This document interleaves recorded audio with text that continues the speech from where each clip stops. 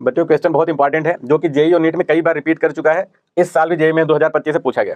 अब क्वेश्चन क्या है? क्वेश्चन ये है कि एक इस टाइप की डिस्क है जिसका रेडियस है 20 सेंटीमीटर।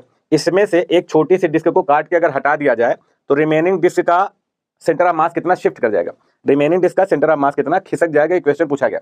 लेकिन अब इसमें दिक्कत क्या है कि इसको सॉल्व करने का जो मेथड है वो बहुत लेंथी दिया होता है। ठीक है, तो इसका शॉर्टकट मेथड क्या है वो मैं तुम लोगों को आज बताऊंगा। तो इसको समझने के लिए नेक्स्ट पेज पे आ जाते हैं।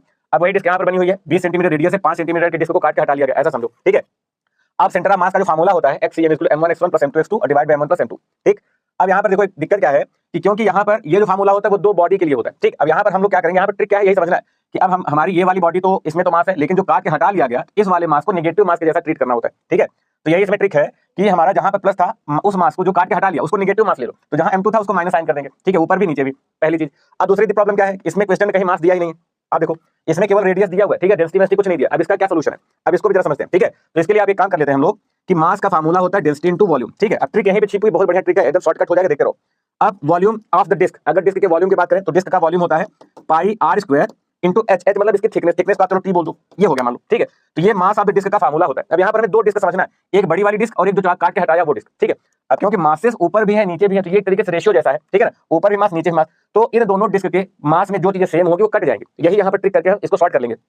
अब एक बात बताओ, चाहे ये वाली डिस्क हो चाहे ये वाली डिस्क, दोनों क्योंकि एक ही डिस्क का पार्ट है तो डेंसिटी सेम हो जाएगी। ठीक है, पाई कांस्टेंट है तो वो भी सेम ही रहेगा। और थिकनेस, अब बताओ अगर इसी डिस्क में से काट के हटाया दूसरी वाली तो थिकनेस भी तो सेम रहेगी ना। ठीक है, तो थिकनेस भी सेम है, तो जो चीजें सेम है वो कट जाएंगी, केवल अलग क्या है रेडियस। इसका रेडियस 20 सेंटीमीटर, इसका 5, तो बस रेडियस अलग है, तो मास की जगह पर केवल रेडियस ही ले लो क्योंकि मास दिया भी नहीं है। ठीक है, रेडियस दिया है, अब आपको केवल रेडियस की जरूरत है, तो जहां जहां मास था वहां रेडियस डाल दो। तो हमने वही कर दिया, m1 की जगह पर r1 स्क्वायर स्क्वायर डालना है। ठीक है, x1 - r2 स्क्वायर x2 और r1 स्क्वायर - r2 माइनस क्यों ले रहे हो, ये बात समझ रहे हो ना। ठीक है, क्योंकि ये वाला मास हमारा है ही नहीं, इसको काट के आपने हटा दिया तो इसको नेगेटिव मास बोलते हैं। तो जहां जहां मास था वहां रेडियस कर दो। अच्छा, x1 और x2 क्या होता है, ये होता है सेंटर ऑफ मास की पोजीशन फ्रॉम द ओरिजिन। तो क्वेश्चन में ओरिजिन को बोला हुआ है कि सेंटर पर है, ध्यान रखना, यहाँ पर ओरिजिन है। ठीक है, अब वैल्यू डालो, r1 क्या है बड़े वाले का रेडियस जो कि 20 दिया हुआ था, 20 का स्क्वायर कर दो 400। ठीक है, और x1 क्या होगा बड़े वाले इसका इस डिस्क का सेंटर ऑफ मास की पोजीशन। तो बड़ी वाली डिस्क का अगर देखा जाए तो उसका सेंटर ऑफ मास तो सेंटर पर ही होगा।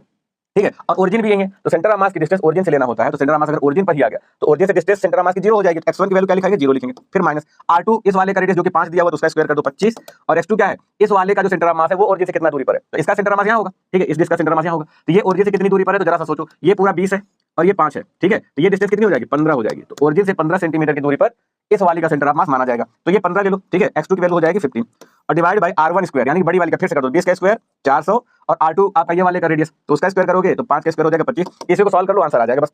अब ये 0 हो जाएगा तो -25 × 15 और डिवाइड बाय 400 में 25 माइनस करो तो आएगा 375। अब इसको काटो, 15 2 × 30 और ये हो जाएगा 15 5। ठीक है, अभी 25 25 तो 1 आ जाएगा तो -1 आ गया।